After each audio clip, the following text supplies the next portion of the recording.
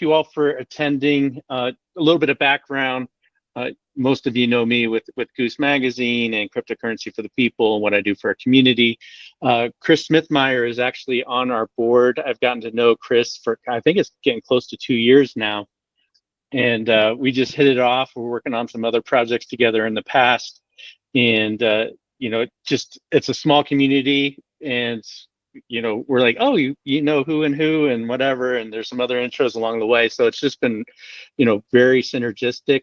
But Chris is very well respected in the industry. He is a leader, written many books, and then he's actually working with the United Nations on the framework for the right model for global regulations and laws. That way we all know what to expect and how we can do commerce together as, you know, cross borders. And then beyond that, he has his own startup called Black Wallet, very innovative designs with, you know, some of the things that he's building. And that's going to be the crux of the call today. He's coming out with a Stablecoin 2.0, which has some RWA, or real world asset backing. So it's very innovative. And for the call, we're going to give you the floor, Chris. And then I did ask you to keep some time for Q&A. So let's learn what you're up to, Chris. Thank you. Okay. I always love when Charlie introduces me. It makes me sound so impressive. And it's like, wow, I want to hear this guy. So as he said, my name is Dr. Chris Smithmyer. I am the CEO and co-founder of Black Wallet Limited. I am also a professor of MBA business at Doane University in Nebraska, University of Arizona, obviously in Arizona, and then Arizona State. And I'm also a faculty of law at Regent University in Virginia. We started Black Wallet about 2020 is whenever we started it. So it's been 5 years since we started working on this. I'm so used to saying 3 years. And we started after a conversation with a mutual friend of Charlie's and mine. His name is Mark Zelenka. He had a token that was a political token. And he was building this idea that we can have betterment with cryptocurrency. Like, he wasn't a meme coin creator. It wasn't really a utility token, but he was trying to make the world a better place with his token. And my business partner and I got into a conversation where we said, well, we can do something more with this. And this was back, just most of what I knew about crypto was one of my friends got me involved with Doge, and I made a bunch of money off of Doge. And we decided, hey, let's look into this. So we went and looked beyond the meme coins into the utility coins, the security coins, and we came across stablecoins. And we made this token, and we thought, hey, this is the most awesome thing in the world. What we're doing is like completely unique out there. We went and we were looking in the forums and stuff. Nobody was doing anything like us. And then we called our friend Bruce Porter from Bitcoin Miami and said, hey, we've got this awesome idea. We should be on the main stage. We're going to take the world by storm. And he's like, no, I can't get you on the main stage. He's like, I'll get you some tickets. Well, we went there and we found out how little we actually knew about the thing. And as a degree collector, I have 9 degrees. I don't like not being in the top group in the world. I'm not going to always say I'm the smartest guy in the room, but I don't like at least understanding all the conversations. So I spent the next year completely immersing myself in digital assets. And I learned a lot about how stables worked, how algos work, how utilities work, the problems that we're having with the SEC, those type of things. And we refined the project, and we refined it to the point that we had something that was really unique because to our knowledge, there wasn't a real world asset stable coin modeled the same way that ours is up until the point we created ours. So for those of you that are new, Charlie said there's going to be a whole bunch of different levels of involvement with cryptocurrency on this call, so I don't want to leave anybody behind. There are several kinds of coins in the cryptocurrency world, and if you're wanting to really get into this and really learn about like the technical aspect of it, Stacy Ferris, she's an accountant out of Virginia Tech. She has a taxonomy that explains the words really, really well in a way that's designed for laypersons. So it's a very good thing. It's called a taxonomy for digital assets. really easy to find. It's Stacey Ferris with the Journal of Accountancy. If you want a really in-depth read, I do actually have an encyclopedia out that's 8 volumes long that'll pretty much cover every word in cryptocurrency that you might worry about. But the main type of tokens are the one you've probably heard the most about is meme coins. That would be your Shiba Inus, your Doge coins, your ones with the really offensive names. A lot of them are in the Avalanche and Solana Casino, where you just go, you buy something really cheap and you hope it goes through the roof. And if it doesn't, you lost $5 because you bought 1 million tokens with $5. Utility tokens are the next layer of what we have. Those are a token that are designed for a specific utility. Now, some of them are public where anybody can trade them, and some of them are for internal use. Then you have governance and security tokens, and I put those together because the line's kind of a little fuzzy in between those. And those are tokens that are used to govern a community and own a business, and they can be either commodities or securities. And then at the end of this list, you have what we call stables or stable coins. And there's a whole bunch of different kinds of stable coins, but once again, they fall into 3 categories. The first is fiat-based stable coins. These are tokens that are either based 1-for-1 against a fiat currency, most commonly the US dollar. And they are either managed by having a big pile of money backing the coin or having corporate paper backing the coin. So these are the ones you've probably heard the most of. This would be your Tethers, your Circles. Arise has a bunch of boutique ones out of Denmark. They're actually a really good boutique one if your company needs an internal stable. Next, you have what are called algorithmic stable coins.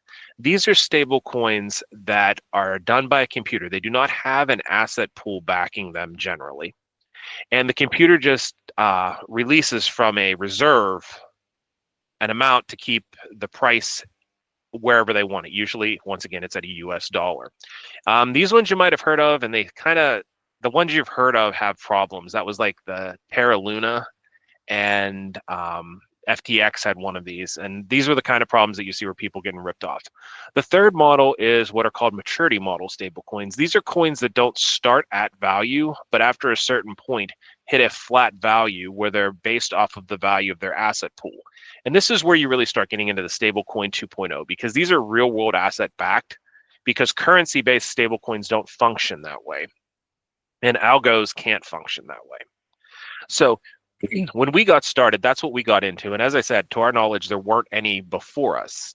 So the way ours works specifically is at the moment, it is pegged softly to Solana.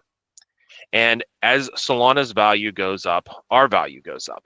And to put this in perspective, last May, whenever we made a large donation to the Government Blockchain Association in Washington, D.C., our value was at 84 cents.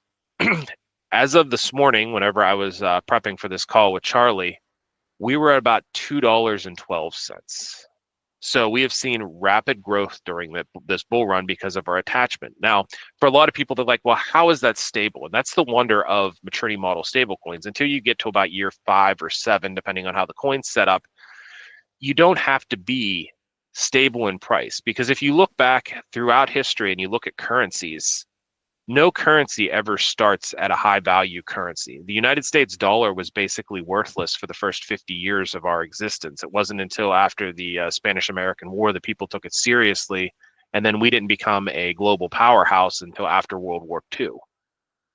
If you look at the British pound, whenever they went across the English Channel into England and they started their own currency, the French thought it was a joke. The paper currency they actually used as toilet paper to mock the British in France. So, I mean, building currency doesn't start right off the bat, but also that isn't enough to make a product sexy.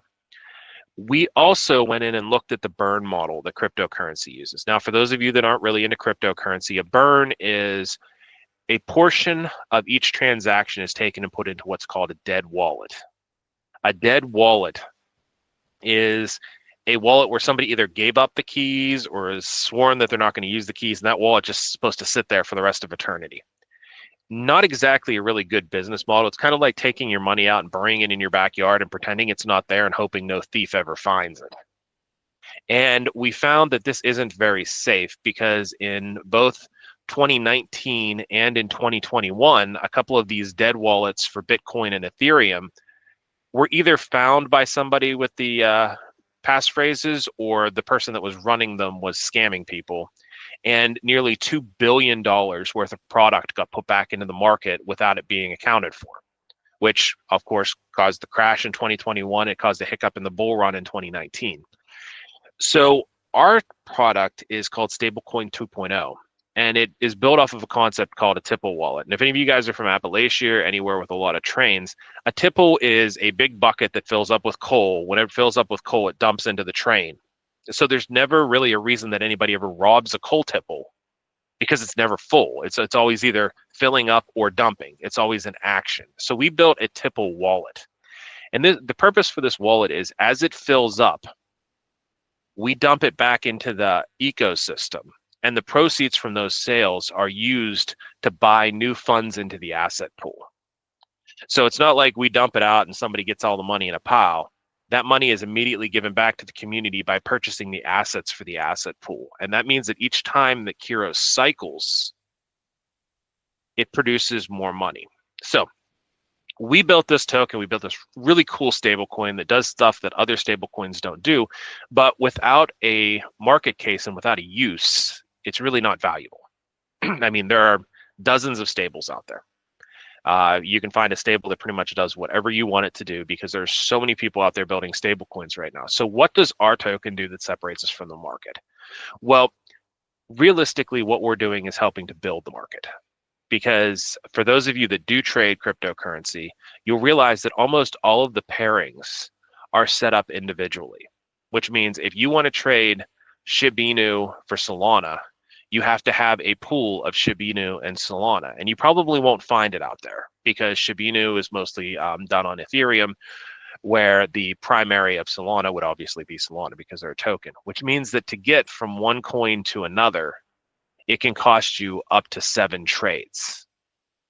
And that adds up a lot, because we did about 1,000 AI simulations of these trades and found that the average cost was between 22% and 33% of the trade after you got through all the fees and after you got through the gas fees for trading on the different chains. So we're working on a project called Gulp. And the concept of Gulp is global uniform liquidity pairings.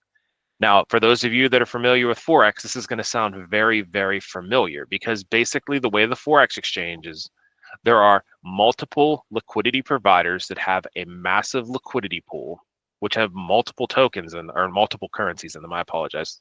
Whenever we do fiat, it's called currencies. And what happens is, when you want to make a trade, you put your currency in, someone else puts their currency in, and then you take out the currencies that you were supposed to get out.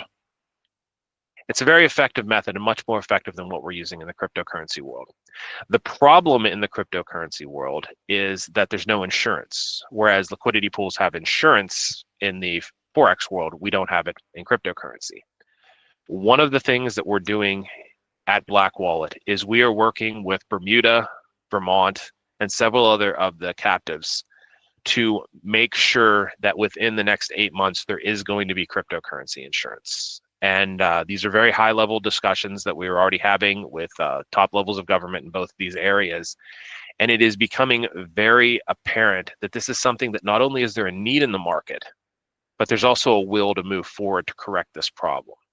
So if this is something you'd like to discuss, feel free. Charlie can get you in touch with me, and we can definitely discuss this. But it's very exciting, because as we move in from becoming an uninsured, unprotected asset into an insured asset, a $7 trillion market is going to explode into where traditional finance people can do this. And this is not just my token.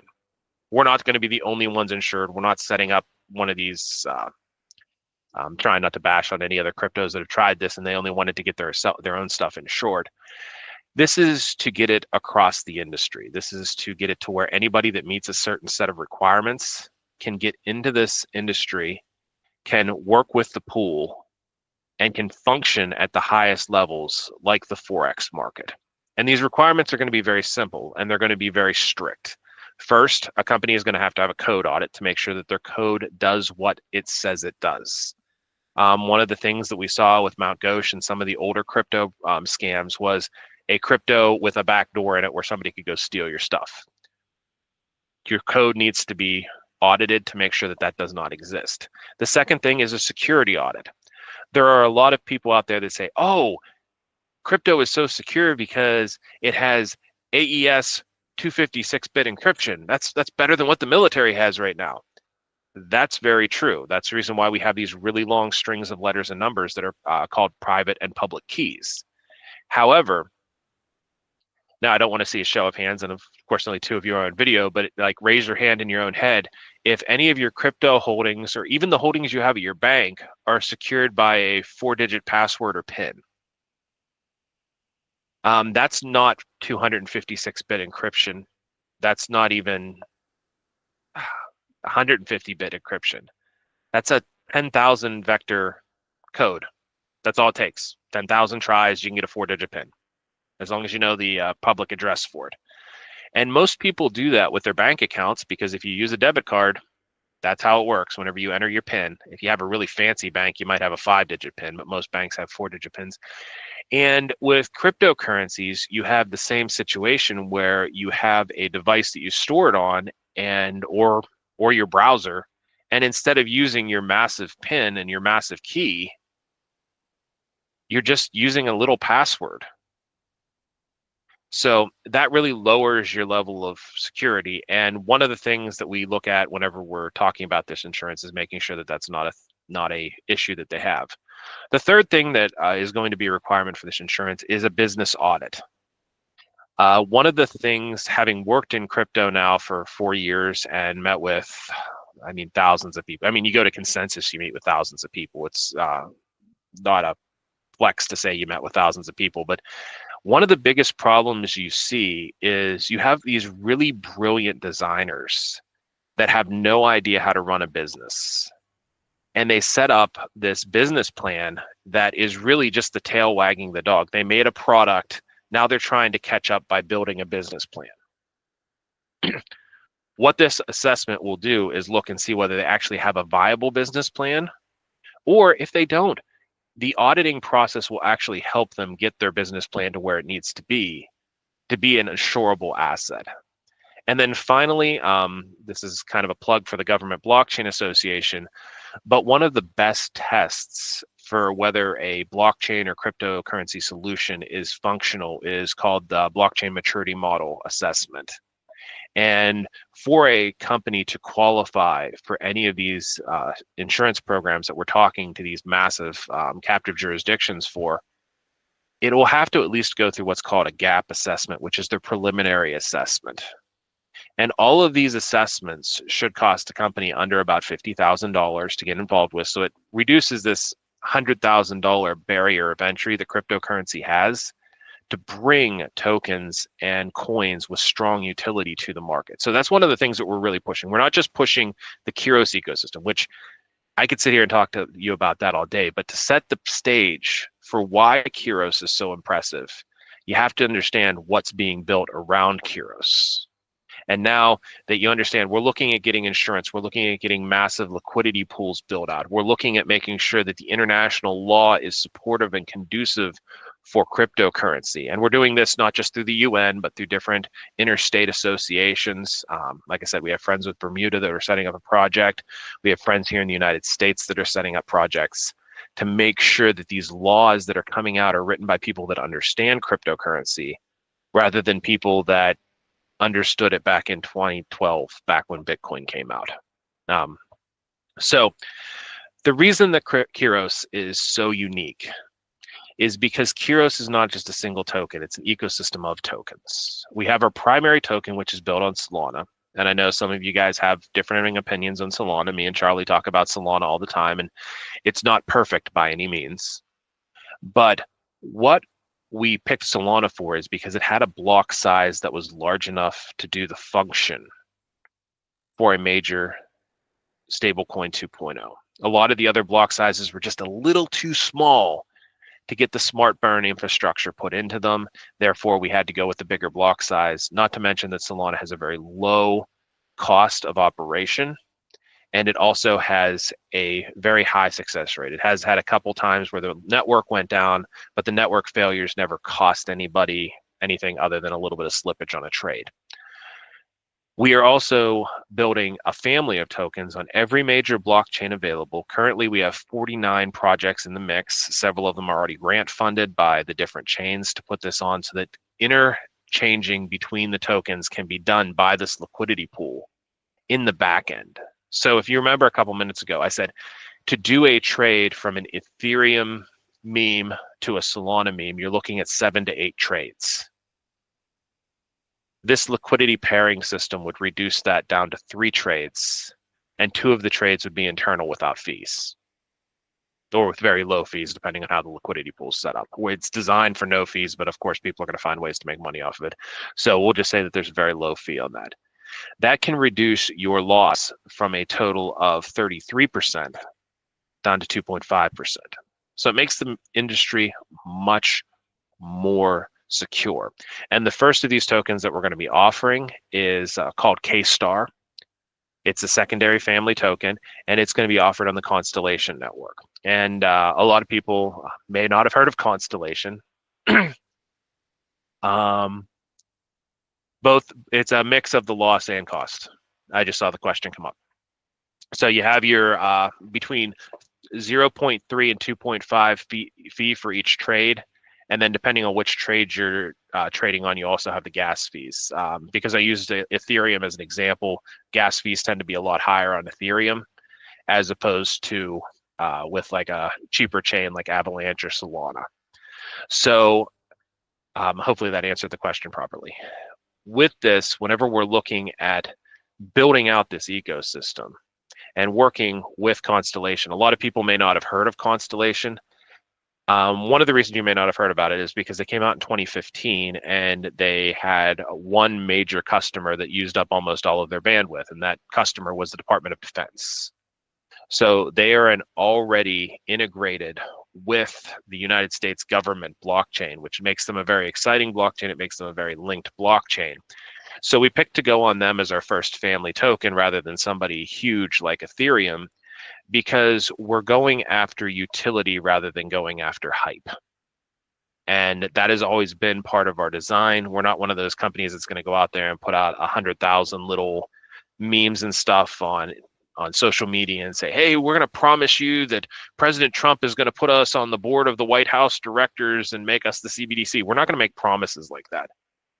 What we're going to show you is that our token functions, that the hard coding is going to dictate what the value is. It's not really a market function token. It's a hard coded token. The value is going to be based off of how many chains are operating and the relation to either Solana or the asset pool.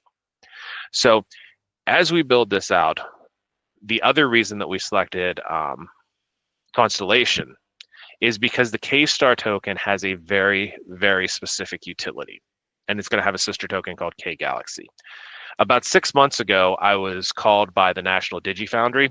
For those of you that don't know, the National DigiFoundry is a White House initiative that was founded about 4 years ago. And this initiative was built on the concept that the United States needs to lead in AI and in near space development. And one of the projects that they were working on is by 2035, there are supposed to be 4 private space stations orbiting the Earth. And the United States wants them to be owned by United States companies.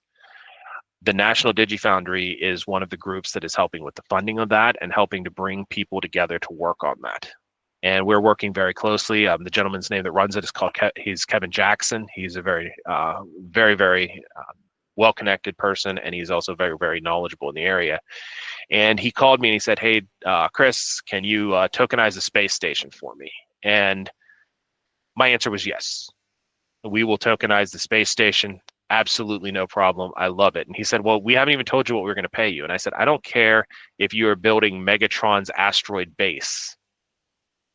I want to be the guy that tokenizes the first space station that's privately owned. So we're working on that. And one of the reasons that we're building these smart tokens and these stable coins in the Constellation ecosystem is because a lot of the National DigiFoundry operations are on the Constellation network because of their connections with the Defense Department and the specifically the United States Space Force.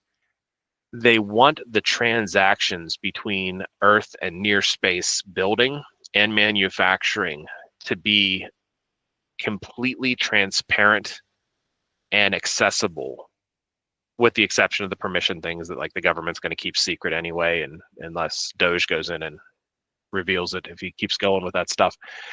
And the reason that we're setting it up this way is because, one, humans look at stablecoins different than computers. So K-Star is, of course, going to be a human-optimized stablecoin, and K-Galaxy is optimized for AI transactions. And we're actually doing the architecture in conjunction with the National DigiFoundry and the National Science Foundation to build the first AI optimized stable.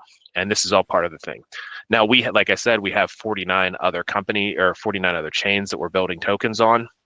And each of these tokens will have a specific feature that is optimized by that chain.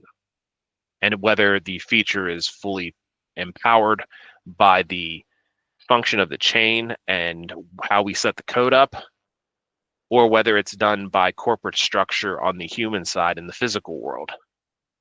Each token will have a purpose, and one of the primary purposes is to make sure that this liquidity works together. So those are the big pieces of KIROS. Now, whenever we set this up, we set up a company called Black Wallet, which is kind of a little bit of a funny story because everybody asks me what the name of our wallet is, and we do not currently use a wallet. We actually rely on MetaKeep to make wallets. We require other chains. We work on their wallets.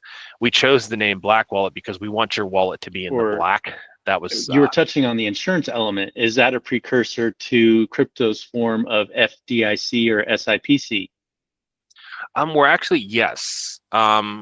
We are definitely moving towards that, but we also want to have a private sector element of insurance, because one of the cool things about crypto is people move a whole lot more money and keep a whole lot more money in their accounts than a lot of people do with regular FDIC insurance.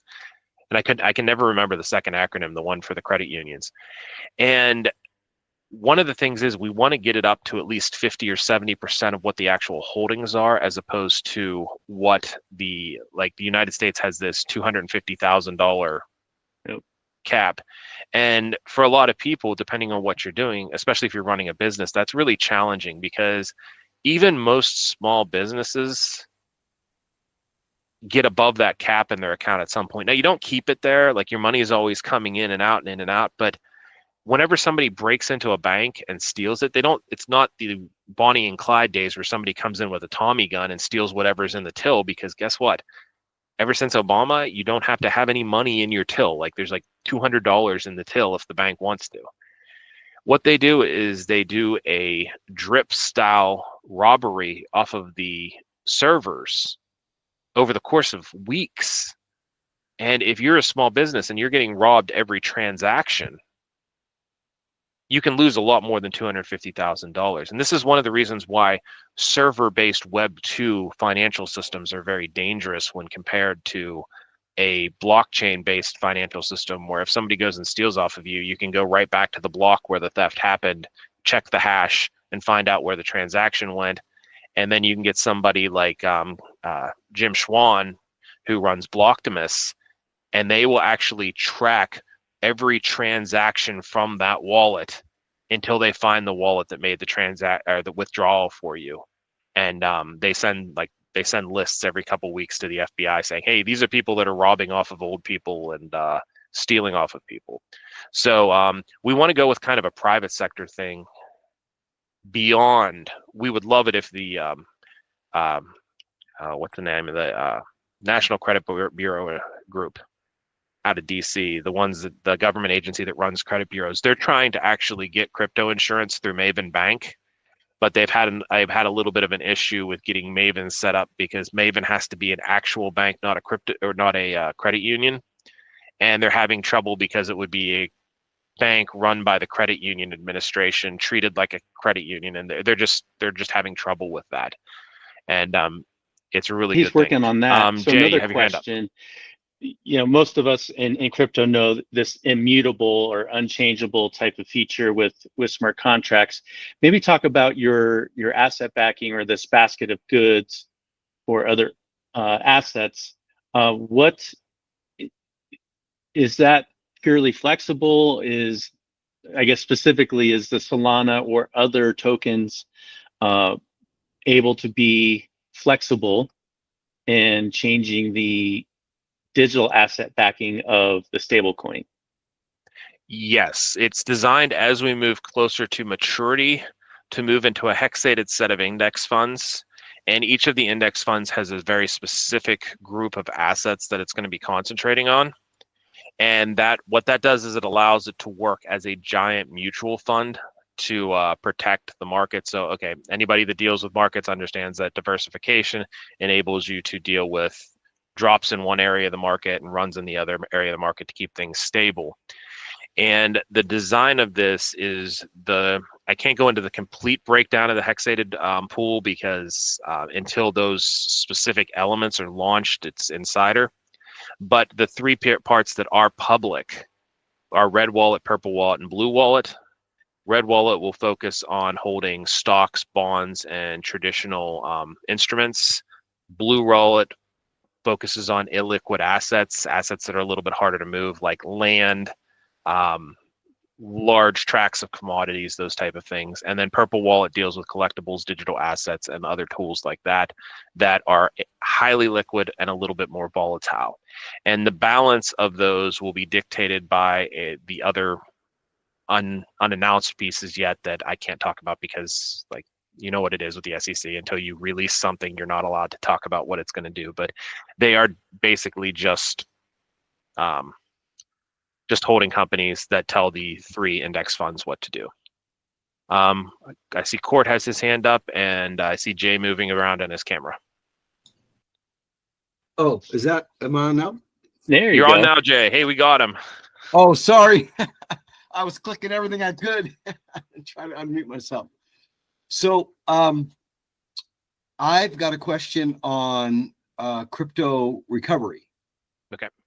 So I joined a group a year ago and on WhatsApp, and we tried them out, put a few $1,000s in a wallet in Hong Kong, and made some money, deposited, made money, pulled money out, and then and I was tracking the guy who was doing, it was just meme coins, but I was tracking them and they were real. They were actually going on. I was doing it through Robinhood and Kraken. And then they just froze the accounts. And they wouldn't let us get money out. And then they disappeared. I hear that a lot. It is very, very common. Yeah, been there, done that. One of the big things you're going to look at is anytime you're dealing with a custodial company, it is a challenge because you probably heard the term, if you don't have the keys, it ain't your wallet. I'm not a huge believer in that, but there is some truth to it because, like, my response to that is, hey, so whenever you go down to Chase Bank, they give you the keys to the bank, right? Because that you can take your money out of Chase at any time you want. And if you have any questions on that, go to your bank tomorrow morning and ask to withdraw $10,001 and say you need it in half an hour. They'll show you how well American banks, unless you normally do that.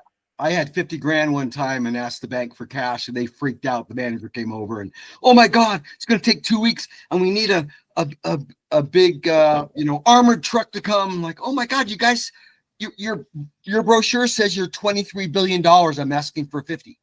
Yeah. There's a couple reasons for that. One, like I said, during the Obama administration, we have what's called fractal reserve banking here in the United States. And with KIROS, our fractal reserve is approximately 80% of our token. That's what we keep it at. I'm sorry, not 80%, 45% of our token. I apologize. 80% of our token would be absolutely ridiculous. But the banks in the United States, it's really easy to remember the amount that they have to keep in fractal reserve at any branch because it's zero. a bank branch in the United States no longer has to have currency in its bank. I met the guy that runs Chase Bank downtown years ago. I mean, the head guy, or second to the top, or whatever, for Denver. And I said, what if they did it? What if people took out 50% of all the money out of Chase, the largest bank in the world, and definitely probably America? And he laughed. He goes, no, no, no. If 25% of people said, I want my money now, it would collapse the bank. Yeah. Like they can't do it. They don't have it. And that is something that we're working with in the system to make sure that this isn't something that becomes native to crypto either. We're not moving into debt-based finance. I would love to sit down and talk to you guys about debt-based versus merit-based versus income-based finance. I mean, amazing conversation. Basically, we're all slaves to a certain bank over in Europe that happened to back both the British and the French in the same war. And every bank in the United States has a loan from that bank. You know, even the little. As far as like compliance, you know, you're saying you're building on all these chains, touching all these countries. You know, do you have a built-in system for that, or are you offloading that to a third party? We're offloading pieces of it, and we're working on getting a set of rules for it. I'm working with a bunch of states and the UN to get rules set up for it so that we can actually operate in all these countries, so we don't have to put on our website, we're an American company, but we can't work in the United States because we don't have a strong set of laws here. We are registered in Florida, which treats cryptocurrencies as an LLC. And because our asset pool is bifurcated, we do not meet the requirements of the Howey test. And I actually had the privilege of, I've been invited to write an amicus brief for the Ripple versus SEC case. So I actually got to talk to Tracy Harden, who is the SEC lawyer for the case, and like talk to her about some of this stuff. Not a whole lot of detail because she's the SEC. They don't answer any questions, but we're very confident we don't meet that requirement.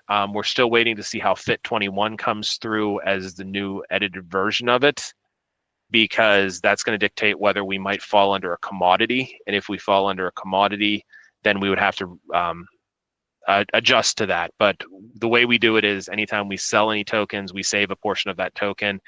If we are deemed a security or a commodity, then we just pay the fee for the registration of it. And the fees, I know Ripple likes to make it out like, oh, it's so burdensome, the fees that we have to pay to the federal government.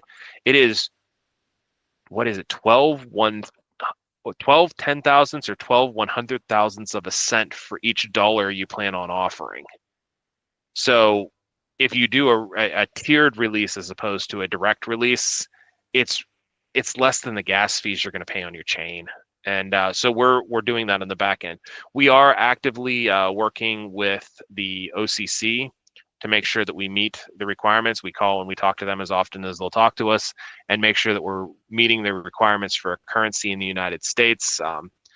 If you talk to any of those three offices, all three offices will tell you that cryptocurrency has not been defined in the United States, and we cannot give you direct guidance on whether you're following all the rules or not. So basically, we have to follow all the rules for all three groups. And to our best of our ability, we are doing so. And but you're right, compliance is very difficult. And whenever we do international stuff, we're working with North Harbor in Europe to get us a MiCA certification. We're probably going to be looking at doing that in June, and to make sure that we can operate at the institutional level in Europe. I mean, individuals in Europe can hold our coin right now, no problems, but once you move into the institutional stuff, especially because we have stablecoin in our name, they're pretty picky. And I have had it out since I'm working on the UN model law with some of the people from the MiCA law. I've actually got to talk to the guy that wrote it and the woman that wrote the taxonomy for it. And I get along with the guy that wrote the law, the lady that wrote the taxonomy. Her and I have differences of opinion on what certain words mean. And luckily, the guy that wrote the law agrees with me on what they mean. But that is a good thing. We are working towards compliance and making sure that we meet all the rules. Okay, yeah, because you and I are both working in that group because they brought the NDF in for that. So I'm sure that things are going to become a lot more clear within the next 7 months or so. The other question that I had in terms of the basketed commodities, is that flexible? Is you're tied to Solana permanent? Are you capable of adjusting that? Because I know that would be a major sticking point for a lot of these organizations Is that something that is like wholly built in, or is that something that's flexible and could be changed? It's something that is flexible. As we expand onto these other chains, we are going to start holding some of our reserves in the other assets so that we diversify the asset pool to move away from a single line of failure. We also, after Avalon is up and launched, which is the Sextex that we're building out, we are going to be moving towards having a clone chain of Solana without the big red button, because we're not going to build a freaking big red button into like to shut down our system. And we're going to have that clone chain. So in the event that something would happen where Solana would be forced to be shut down or choose to shut down, we would be able to move from the last save state and transfer that onto the new chain. And it would take time to get nodes up and running, but we are going to have the code ready to do that and the ability to airdrop tokens from the new chain into the wallets to make sure that people that are operating on Solana won't have that problem. But yes, I know Solana is very touchy on the West Coast. I'm very aware of that. But yes, we do have some contingencies in place for that. Charlie, I think Metropolis has the next one. Oh, hi. My name's Chad. I had a question about your coin, specific with the situation I might have. So I do loans and deal with real estate, and sometimes I would take investor money. Right now, I have a situation where someone probably doesn't want to invest in one of our deals because they don't want to pay to liquidate their crypto.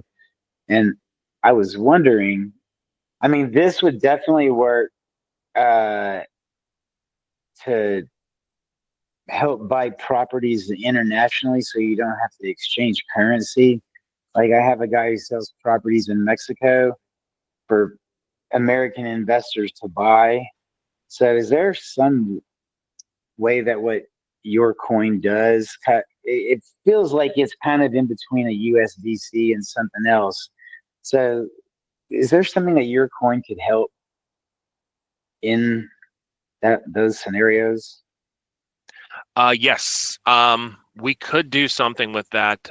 It might not be the best way to go about it. With real estate, we have a process of tokenization that we can do for either permanent transfer or life estate or impermanent transfer. And we provide all three options, and it can be done where the token can be used to buy the other tokens and be used as remittance for the purchase. I'd have to see the really specific details of it because yes, we can help. It might be more under Cerberus than under KIROS. We have a tokenization protocol called Cerberus that deals with non-stable real-world assets that are more variable in price. And since property can be more variable in price, that might be the better way to go. But we can definitely help you with that. It's just, I mean, I can do it with KIROS, but it's kind of like trying to scrape the paint off your car with a screwdriver. It's not what the tool was made for, but we can definitely help you with that. Yeah, but you have DeFi elements that you're able to incorporate, I guess, eventually. Was that a question to me or to him?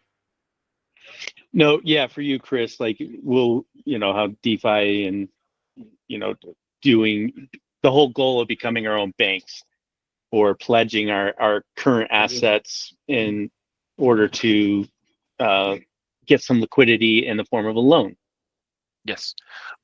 Yes, we are building that out. We're working. This is one of those things where a lot of people in crypto want to control the whole world.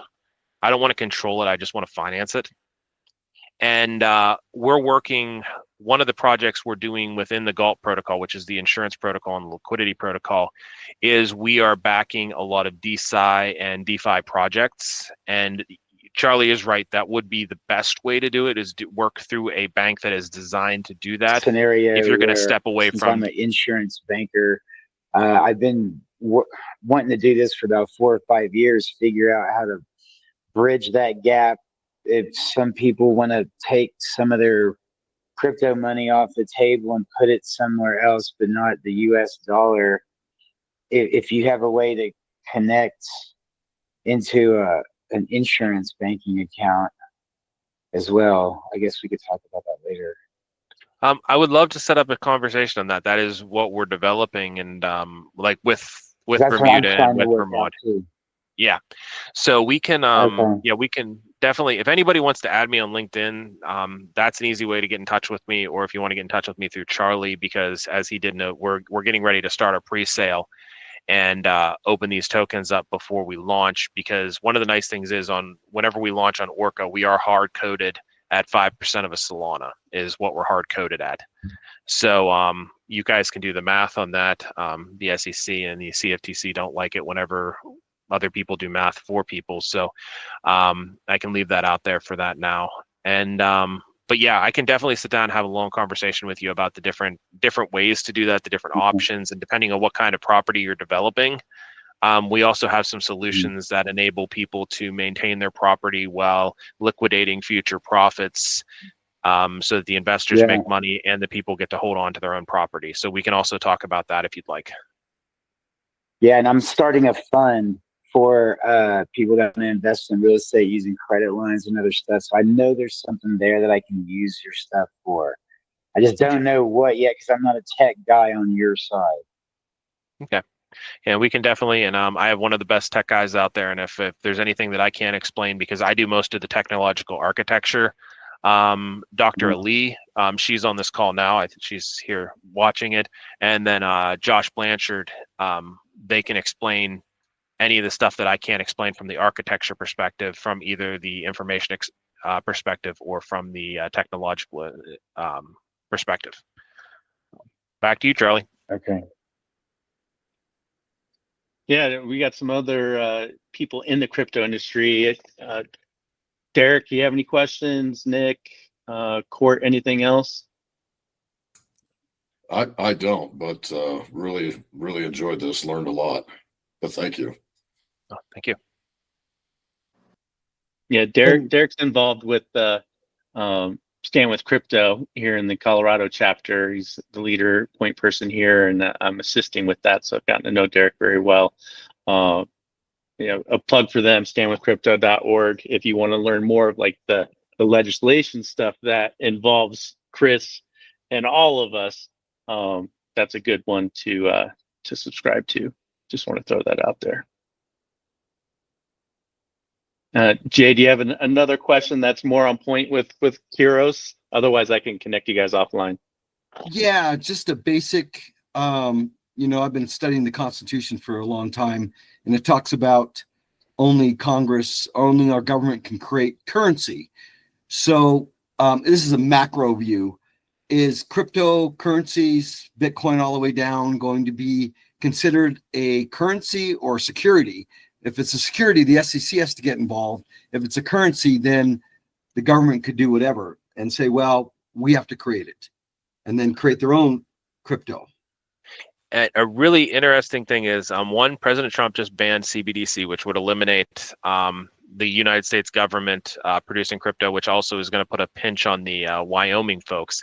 Article 1, Section 8 says that only the United States can create a national currency, which we're in total violation of right now, because not us personally, but there's these 13 banks sitting around the country called the Federal Reserve banks that the United States delegated its authority to, which is a complete violation of the EPA versus West Virginia ruling.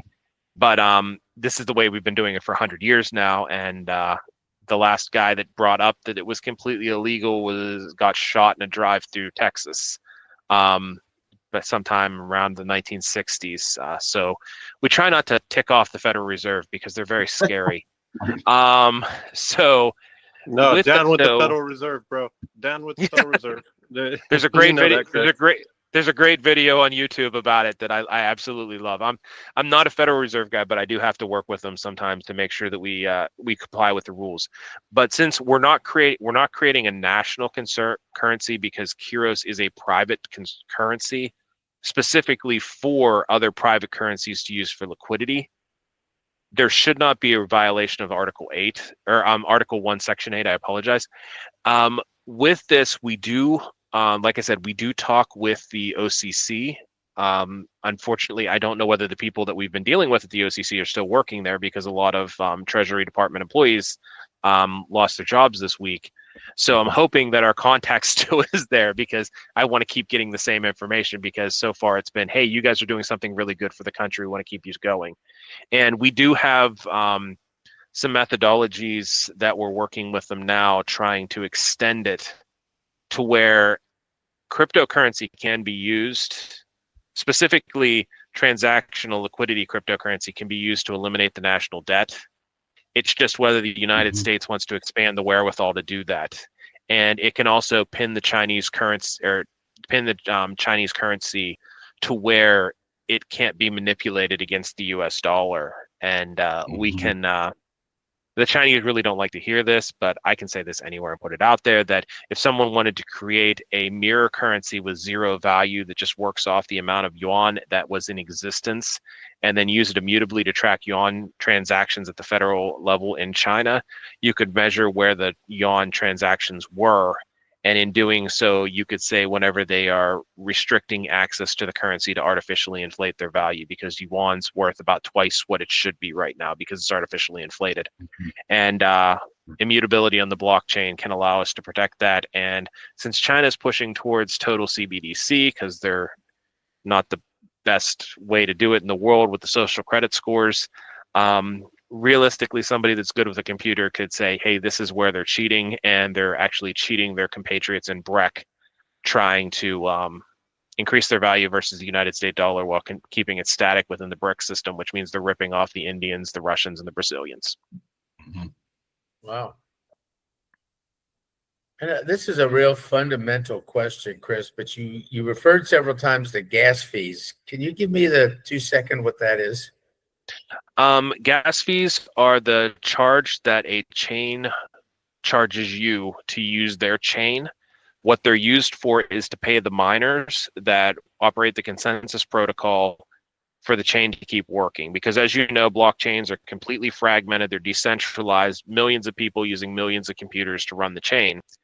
Gas fees are the fee that you pay for the use of those computers, so that the miners can be paid to keep them running and building new blocks within the system. Ethereums are very expensive. Solanas and Avalanches are very cheap. And then because Constellation uses a fragmented system that is cyclic, they actually have a gas fee that is statistically negligible. Like, I believe it's like 100 millionth of a DAG, which is less than the entire system could run for 100 years and never get to one DAG, which is worth 35 cents. So that's what a gas fee is. It's just the price you pay for using the network. So it's an access and fee. if you think about it, is an access fee. It's Okay. Remember when Satoshi made this, one of the things he was looking at was replacing inefficient supercomputers, because supercomputers, they talk about how bad Bitcoin is for the environment. A supercomputer can pollute an entire river in an afternoon. Like, they're absolutely horrible for the environment, and they also cost between $10,000 and $100,000 an hour to access.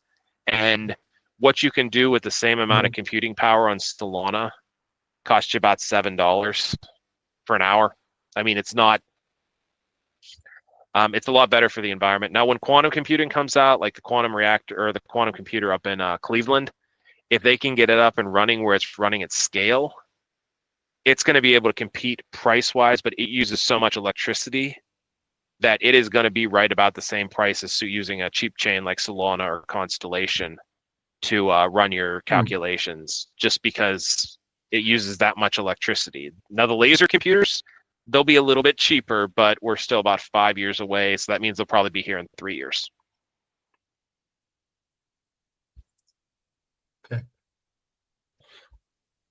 One thing that I would like to, and maybe we can end it on this. So, one of the big narratives right now is our reserves for our own treasury. Can you maybe, like, what would be your take? The way I could see Bitcoin obviously being a good fit because it's fully decentralized. Yeah, you obviously have the XRP maxis wanting XRP to be part of that too, but I just don't see it feasible when there's an element of centralization in a lot of these other coins? I think if anybody here is active on cryptocurrency, going to the XRPL block explorer and looking at block 19,521, it'll tell you exactly why XRP cannot be in the exchange or in the reserve. For any of you that get that joke, XRP has lost their first 32,000 blocks of the blockchain, so they you can't go there. And a lot of people that buy XRP, I tell them that all the time. They're like, that's not true. And then they go check it out after they called me a bunch of expletives and find out that I was actually not lying to them and that they shouldn't have sold their house to buy XRP. Bitcoin, of course, is going to be the central. Bitcoin is a commodity in the cryptocurrency field. I'm never going to be one of those guys that's like, oh, Bitcoin's going to die when the last block is mined, because I'm not going to care, because it's 200 years from now. I'm going to be dead when the last block is mined. So Bitcoin is going to keep going up in value. It will keep going up and down. I mean, it's not going to go straight up. So don't take this as financial advice that tomorrow Bitcoin's going to be worth 500,000. It's not going to be worth 500,000 tomorrow. HBAR is, I do agree with it being in there. Both Hyperledger Fabric and what's the other one? Hydroport. What's the other one? Shoot, there's Hyperledger and the other block array. Those are both very good. Chainlink is also good. I do agree with sticking with American companies because we have a lot more control over the quality of the product that's coming out. I do think it should be as diverse as possible. I would love it if our token was included in that Federal Reserve. So Dave McCormick and Senator Marino, please give me a call. Dave McCormick, I'm one of your constituents. I would love to help with this. Even if you don't pick my coin, I just want to make sure it's right. I also think that the main chain coin should be in the reserve, because right now the chain wars aren't over. We don't know whether Ethereum is going to win, if Solana is going to win, if Avalanche is going to win, Cardano. We don't know who's going to win that. So having a reserve of all of them is much more effective. And if the cryptocurrency community wins, then all of them are going to continue going up in value. And personally, I don't believe that the bull run is over. But I do believe that we do need a diversified approach to this reserve, and the sooner we buy that reserve, the better, because I believe by the end of 2025, the prices are going to be higher than they were at the beginning of 2025. And if you wait, you lose.